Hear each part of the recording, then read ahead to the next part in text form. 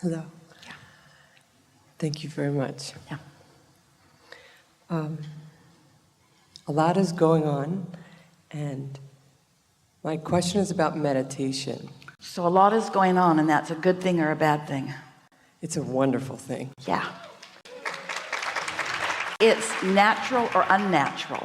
It's natural. And it's scary because I feel like I'm on a roller coaster and I don't know what's going to happen next. But meditation is helping me. Do you not know that you have control over what happens next because you have control over your point of attraction? So why is it scary? Are you afraid that you don't have control of your own vibration? I think I Do you believe in assertion? Do you think there's something out there that's just going to come and get you?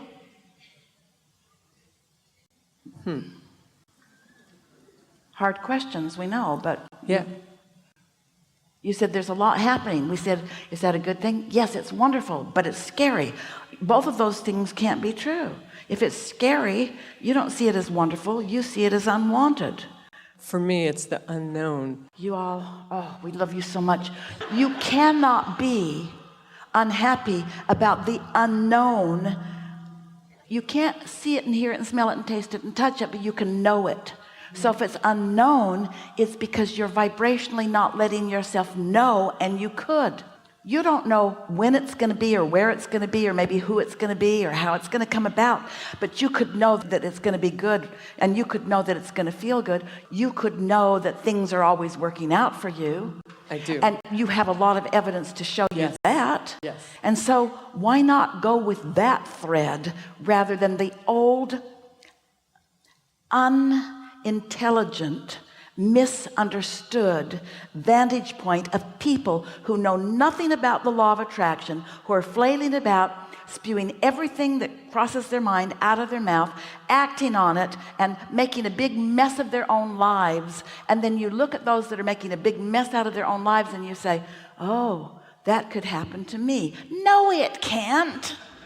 Oh, that guy fell in a hole and broke his ankle. That could happen to me. Not if you're watching where you're going. Okay. Yep. Not if you're paying attention. You have an inner being who knows where all the holes are and where all the rainbows are and where all the winning lottery tickets are and where all the happy, ready for you people out there wanting to couple up are. Your inner being knows where everything that you want in. It's not unknown. I have fear that I don't know the known, but it's not unknown. I have fear of my not readiness to let myself know what my inner being knows, but I can fix that because my inner being knows. So if I hang around with my inner being, then I'll know what my inner being knows, and then there will be no ever fear of the unknown because my inner being always knows. Always. My inner being always knows.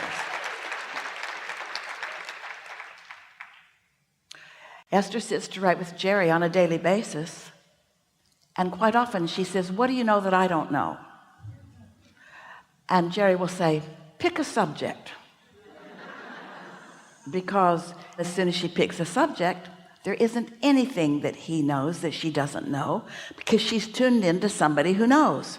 So she finds herself knowing stuff she has no business knowing, because she wasn't there when they put that well in. She wasn't there when they decided to do that. She doesn't know, but he knows. And if she will allow herself, he will at least lead her to the thought that will lead her to the thought that will lead her to the thought that will give her the answer that she wants, or the answer that she's looking for.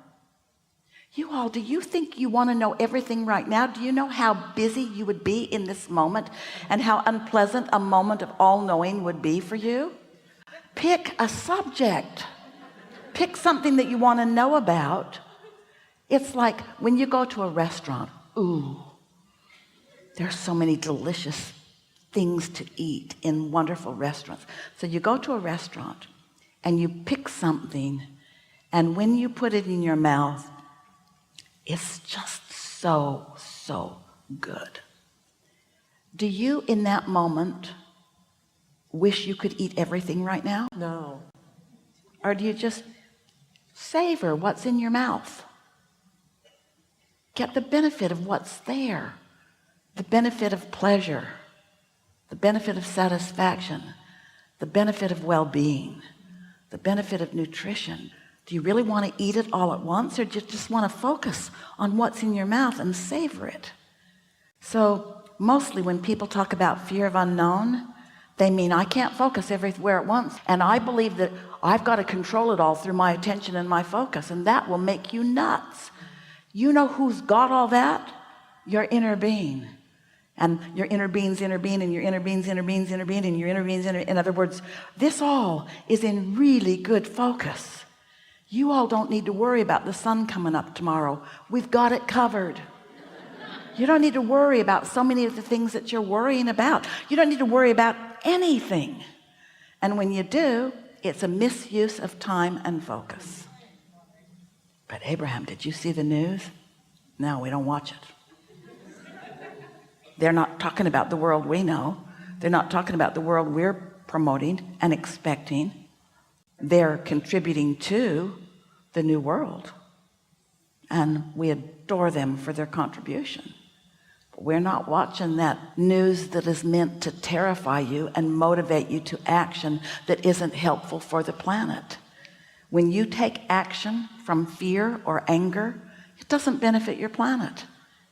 And wouldn't it be nice if you could put that together? If you could put that together. These thoughts equal these feelings, and these thoughts and feelings equal this result for me. Did I like it? If not, do something different, yeah? And so?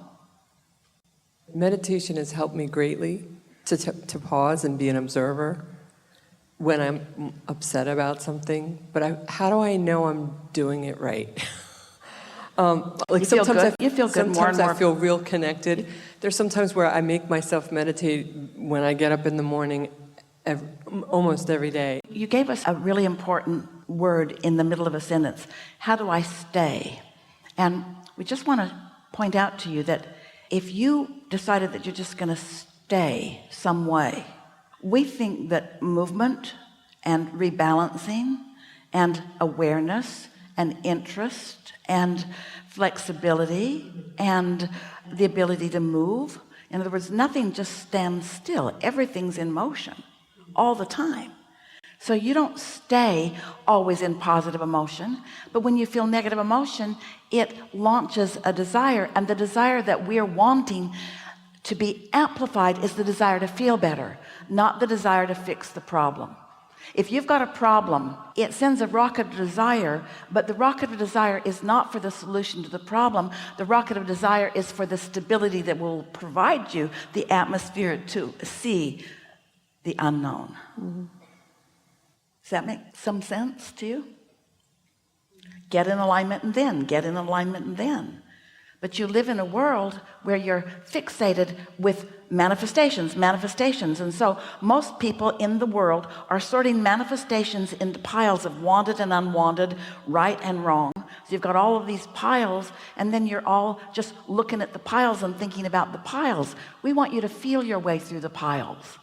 This pile doesn't feel very good. It's almost like one time in the first year that Jerry and Esther were together. Even then they were traveling a lot, and when they came back, Esther prepared eggs for Jerry that had been in the refrigerator, and when he took his first bite of his beautifully cooked egg, he spit it back on the plate because the egg had spoiled. And from that moment forward, Esther sniffed her way through the refrigerator. She never ever served Jerry another rotten egg or another spoiled anything, because she knew that her nose would give her an indication of something that her eyes could not see. Does that make sense to you? Yes. Well, your emotions are an indicator of something that your eyes cannot yet see. So just feel your way into the feeling. Let's just play with this soft and easy here. Think about the feeling of eagerness. That's easy to identify. Think about the feeling of reluctance. That's easy to identify, isn't it? Think about the feeling of appreciation. Think about the feeling of criticism. Aren't you kind of sniffing it out? Because the feeling is your indication of what's coming to you. Now, most of you, these words are not as meaningful as they will be someday soon, because most of you, most everyone, has such a mixed bag of emotions that you're not really sure that you're in control of your emotions. But it won't be long before you will be sure, and at the first whiff of something that doesn't feel good, you'll really know that there's something that you want to get it squared away. You'll really know.